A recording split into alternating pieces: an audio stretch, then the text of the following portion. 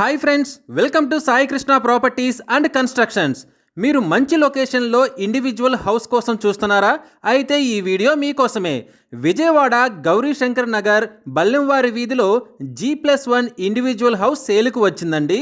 ఇది ఈస్ట్ ఫేసింగ్లో 120 గజాలతో ఉంది.